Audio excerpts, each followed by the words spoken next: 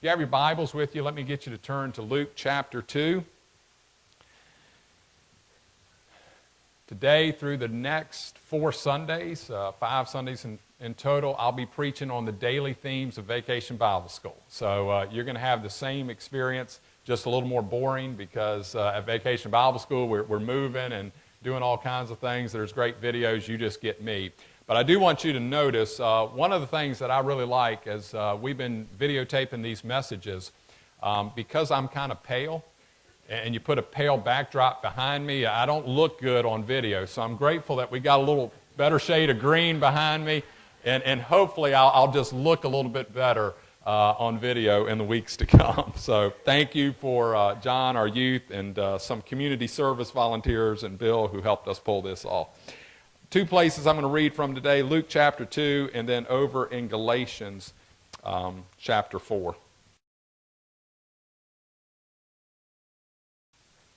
Luke chapter 2, beginning with verse 8. And there were shepherds living out in the fields nearby, keeping watch over their flocks at night. An angel of the Lord appeared to them, and the glory of the Lord shone around them, and they were terrified. But the angel said to them, "Do not be afraid. I bring you good news of great joy that will be for all the people. Today in the town of David a Savior has been born to you. He is Christ the Lord. And this will be a sign to you. You will find a baby wrapped in cloths and lying in a manger." And then over in Galatians chapter 4, I'm going to begin reading with verse 4. But when the time had fully come, God sent his Son, born of a woman, born under law, to redeem those under law, that we might receive the full rights of sons. Because you are sons, God sent the Spirit of his Son into our hearts, the Spirit who calls out, "Abba, Father." So you're no longer a slave, but a son. And since you are a son, God has made you also an heir. Scripture that we usually read only in December. But our VBS theme, as I've mentioned, is Journey Off the Map this year. And after this Sunday, we're going to focus on the life of Daniel. And I think this theme, Journey Off the Map, it's a really good theme for the church in America. It's a really good theme for Culpeper Baptist Church. My sense is, and what I observe, is that many of us believe our culture has gone off the map. And because of that, we feel like we're just in new territory. Nothing seems familiar anymore. If you've grown up in church, if you are a little bit older, you remember when the church was the center of community life. And that's not a place we are in anymore. And because we're in this new territory, we are scared, and we're frustrated, and we're angry, and we're uncertain. And I just described most leadership conversations in most churches in America. But in this new territory, not only are we those things, we also, some people, see opportunity, see new places God is working, and see perhaps the greatest mission field we have ever known. And so as we journey off the map, we need to remind ourselves, just like Daniel had to remind himself, that God still has a plan. And that obedience to God doesn't always lead to the expected. That's a big piece of this. Because we've created a culture in American Christianity where we say, if you obey God, just be a little obedient person, you're going to end up here. And that's not the case of faith. Obedience to God doesn't always lead us to where we think we're going. And so when you end up in a new territory, in a new place, you will look for anything that's familiar. I remember when I was on a mission trip to Kampala, Uganda, and I don't fly well, I don't sleep on planes and all of that, so you go this long, exhausting flight, you get there in the evening, people meet you at the airport, you don't understand a sign that you see, You're confronted with a bunch of smells that you've not experienced. You're riding in streets that you can't figure out what the flow of traffic is and what the rules are or anything. There are all these new sights around you. And I can remember going from the airport to where we were going to stay and, just, again, sleep deprived and kind of trying to get my head around what I was there to do for the next 10 days. And I remember seeing the American flag in the American embassy. And I said to myself, okay, that looks familiar. If anything goes too wrong on this trip, I know where to end up at the American embassy. You like seeing something familiar when you're in a strange place. And that's true for all of us. And so we start off our week of Bible school with the familiar, with the passages I've read that from Luke 2, where almost everybody in our culture would have some understanding, some knowledge of this story. Now, they might not know that it's from the Bible, might not know that somebody named Luke wrote it, but they have some familiarity with this idea that Jesus came and some shepherds paid attention when he did. And so this is one of those familiar passages for really a vast majority of our culture. And we remind ourselves through this passage that Jesus came to be our guide, to lead us, to help us in a new place. And then in Galatians 4, which is really my favorite Christmas passage, Paul describes that Jesus didn't just come to be our guide, but he came also at just the right time, when the time had fully come. And there were so many things that were happening in the culture at that point when Jesus was born. There was journeys off the map happening in all kinds of places of influences. There were journeys off the map socially. We were seeing the social order being changed as Jesus came into the world. There was an economic journeying off the map. There were all kinds of things happening. The world then had never been more connected than it was when Jesus came. And in some ways, that sounds a lot like our world, the territory that we're in. The world has never been as connected as it is right now. We see the social order being changed dramatically in our day. And in that time, because of the power of the Roman government, there was a universal language, and that was Greek, and so it was easy to communicate. There were roads that could be traveled. There was infrastructure throughout the empire. There was an opportunity to tell the good news that God was coming in the person of Jesus. And there was also, and something we sometimes fail to see in the first century, as well as we fail to see it today, there was a real longing for spiritual life. John the Baptist wasn't the only weird-looking prophet in that day. People were gathering around all kinds of teachers and all kinds of prophets. That's some of the questions we see in the New Testament. Who is this one, kind of, when they're talking about Jesus? So there was a spiritual hunger in the time when Jesus came. And the church didn't see it. And friends, there's a spiritual hunger today. And it gets expressed in a lot of ways that don't make any sense to us, that sound completely foreign to us. But it's still spiritual hunger. And at just the right time, God sent his Son to a place where the world could be touched and where Jesus could speak into that spiritual hunger. And as we think about our journey off the map, we need to also think about this just-in-time point in our lives. Remember Esther in the Old Testament? She was in a tough spot. She was in a spot I wouldn't have wanted to be in. But she didn't shrink back.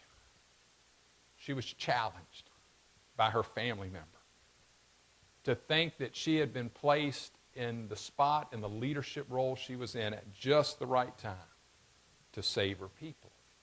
And she acted. You know, when Daniel, who we'll talk about a lot over the next few weeks. When Daniel got to Babylon, which was literally off the map for a Hebrew boy. But when he got there, he knew that God was with him. He knew that God didn't just stay back in Israel while Daniel was over here. We need to understand as we journey off the map, we don't go any place that God's not already there. And my hope is that we would all understand that at just the right time, God brought us together to be His people. Sometimes we're just a little too casual about how we gather together as God's people. And we say, well, that's just kind of where I go to church. And I would just challenge all of us to think at just the right time, God brought us together. It's not by accident that we gather together as a community of faith. He placed us here, in this place, in this culture, with all of the challenges around us and with all of the opportunities. But see, when you know you're on a journey at just the right time, it makes all the difference. And so we're at the right time, the right place, and we have the right guide. You see, our guide didn't just end up being our guide by accident. We didn't show up at the safari park at 9 a.m. and they said, well, here's the one for you. God is our guide. He sent His Son to be our guide, and He doesn't take this job reluctantly. He is a guide who comes to us in love. And we need to make sure we get that. Because sometimes our picture of God is not a picture of love. And yet Jesus shows us someone whose arms are spread open big, ready to hug us. Luke 15, Jesus gives us several images of God. He says, God's like this housewife who's jumping up and down with joy because she found a lost coin. Is that your picture of God? Is that your picture of how He looks on your life? And then Jesus says, God's like a shepherd who's got a real big smile on his face as he carries a lamb on his shoulders back to the flock. And then he says, God is like a lovesick father who's looking and searching and waiting with anticipation for his son to come home. And when his son comes home, he runs to greet him with outstretched arms. Is that your picture of God? Do you know that He is our guide who has come to lead us in our off-the-map journey? And so often we leave these stories for Christmas. And we often leave the great gift of God in December. But when we understand that Jesus is our guide, then our lives are changed. You see, Daniel and his friends had to look for God in a different place. And maybe we could stop looking in mangers and in church buildings only for God to show up. So many of us restrict God's work to what we see happening in church buildings or what we see happening in parachurch ministries or magazines or whatever we subscribe to that tell us what God is doing. And so we just look in those narrow places and we define whether we think God is doing well or not so well based on what we see. Folks, it's real easy over the last 30 years in our culture, if you're just looking for God's work in church buildings, to be discouraged. We haven't had a good 3 decades, church in America. The numbers aren't real encouraging. And so if you just look there, you're going to be real discouraged about what you're seeing. But see, when Daniel got to Babylon, he didn't look around and say, oh my gosh, there's no First Baptist church over here. Where are the Methodists? Where are the Assemblies of God? I mean, Daniel didn't just crawl up in a ball and say, oh my goodness, it's going to be rough over here. He just started looking for God in new places. And God met him there. And as we live off the map, we're going to need to look for God in some new places. And friends, summertime is a great time to do just that. And I hope that as you ride around, as you walk around this community, you'll ask yourself, what are the new places? Where are the new places that God is working? I mentioned this a few Wednesday nights ago, and I shared this with the Ruth class yesterday. I'm more than willing to give you a hall pass on a Sunday this summer. You know what a hall pass is? Kind of get you out of class for a little while. So one Sunday this summer, not when you're on vacation. You don't get a hall pass when you're on vacation. You got to go to church somewhere else. But when you're in Culpeper, I'm going to give you a hall pass on a Sunday morning. What I want you to do is just go walk around the community. See what's happening. See where people are gathering. And see if you can do something other than say, I can't believe people are shopping at Walmart when they could be at church. See, that's not what I want to hear from you. What I want to hear is, where is God working in this community while my church gathers in buildings? That's what I want you to open up your hearts and your minds to. And so I'm going to give you a hall pass, but the thing about a hall pass is when you come back, you've got to report to the teacher what you have done, what you have experienced. So I expect emails and phone calls and notes and cards and all that good stuff to tell me what you found out about our community when you took your hall pass for the week. Something else that I've noticed, just one example of this. I didn't know this till about 3 weeks ago. Did you know about bingo in Culpeper? My goodness. I had no idea about bingo in Culpeper. So some of you, that's an example. People are gathering. And I think if you'll open up your eyes and your ears to how people gather around bingo in Culpeper, you might find a spiritual stream running through that. All right? So open your eyes. Let's see what God's doing all over this community. Where are people gathering? Where is community already taking place? And how can we understand the work of God in that place? Because that's what Daniel had to do in Babylon.